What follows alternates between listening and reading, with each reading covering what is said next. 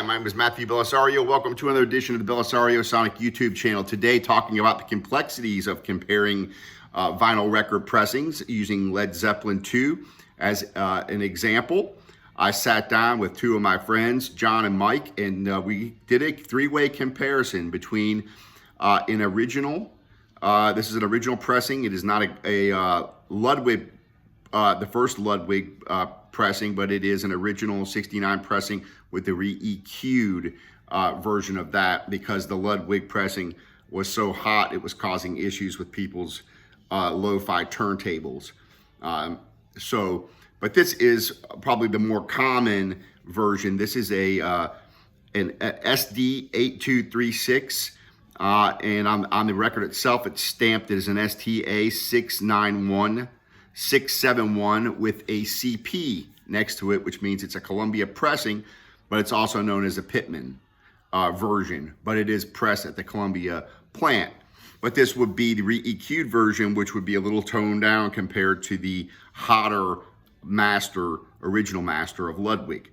So what we did was we sat down and listened to this. We sat down and listened to the first song on it, which was Whole Lot of Love. We tried to stay focused just to a couple songs so we can really do an A, B, C comparison. And so we listened to Whole Lot of Love on this one. Then we went and listened to the 1977 SD19127, pressed by Specialty Records, and it's a 77 reissue, supposedly the same of what you get on here, just a reissue. So we listened to a Whole Lot of Love on this particular one. Then we pulled out the 2014 remaster, known as the Page Davis remaster, I guess you could call it. And we listened to a Whole Lot of Love on that. And then I'll tell you, we went back and listened to a couple of other songs.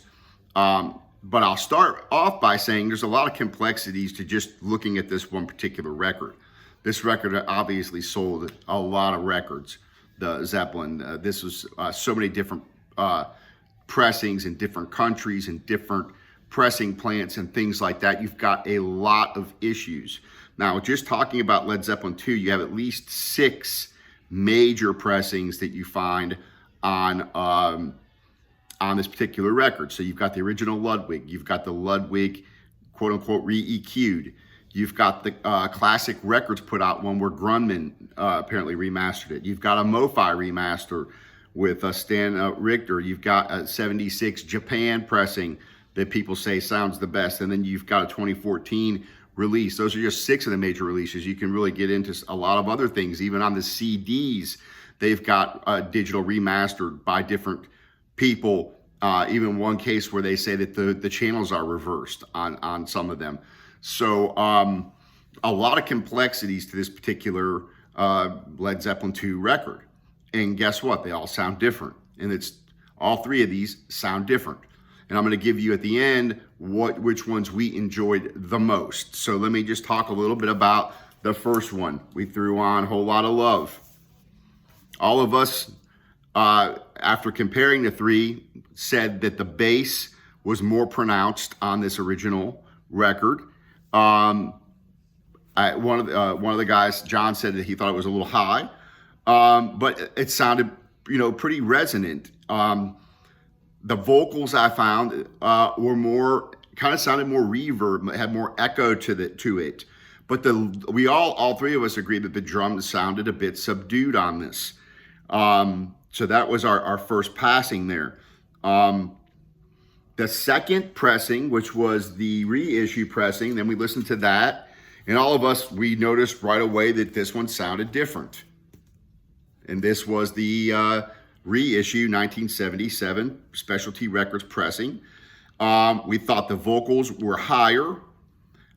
Percussion was more pronounced on it. Higher volume a bit. The lead guitars and everything cut through a bit more, and it was more, we thought, kind of trebly sounding. And it wasn't as warm sounding as the original.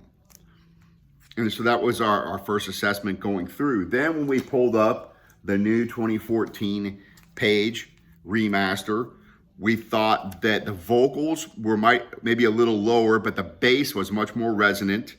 The guitars cut through better. And we, all three of us, thought that the drums sounded the best on this. They really hit you. You really could feel it on this. We thought it was, Mike said he thought it was more focused. Almost, he considered it to be more of a hi-fi sound than the other two. And then we went back and we compared. We all thought that either the original pressing, the original re-EQ'd version pressing, sound that or this one sounded the best. We went back and we then played Heartbreaker on this one and back to the original. And then we all kind of, and then I went back and I put on part of Ramble on this one and on the original. And so at the end of the day, we all kind of agreed that this latest one we enjoyed listening to the most, that we just thought it hit you. We thought that it had more of a resonant sound, all three of us. But John, when we went back at the very last song and we listened to it, Heartbreaker and part of Ramble On, he started to tend back towards the original. He said he thought maybe a little bit warmer, maybe a little more, I guess, genuine is the sound. Now, one of the mistakes that I made that I probably shouldn't have done was I told them which ones we were going to listen to. And so maybe I shouldn't have done that. Maybe I should have made it a complete blind test and not told them what any of them were. And then maybe I would have, because a lot of the stuff plays a little bit of psychological tricks on you, where you go back, what's the original, and then you go back and, well, this is the page one. And anyway, you can kind of play tricks with yourself, and you go back and you start listening back and forth, and you've got three different versions, and they all sound different. And that's kind of the point that I'm trying to make here. And the only difference is, the original one, it's a little more worn. So there's different things that come into play here, because this page is basically only been played a few times. The reissue has only been played a couple of times. It's pretty new. The original one, even though it's in really good shape, it's probably like in excellent shape. It's been played more than the other ones, and so it's probably not going to have quite the cut through that the other ones may have. So I just wanted to make this quick comparison video just to show you guys out there. There's a lot of factors involved in these different pressings, whether you're talking about a reissue, an original pressing, which original pressing, which reissue, which remaster. There's so many different things that come into play. And then when you go on the digital side, you have a completely different issues. You have different issues to deal with. You have the remastered, if you can get a 24-bit versus a 16-bit, if you get one that's digitally mastered by one person versus another person. So a lot of different things that get involved here. So I did listen to it on obviously the same system. I used my Fluence turntable on all three of them, left the volume the same, ran it through my Yamaha speakers, which are really nice speakers, and listened to all three of them. So there you have it, the three different Led Zeppelin versions and three different sounds.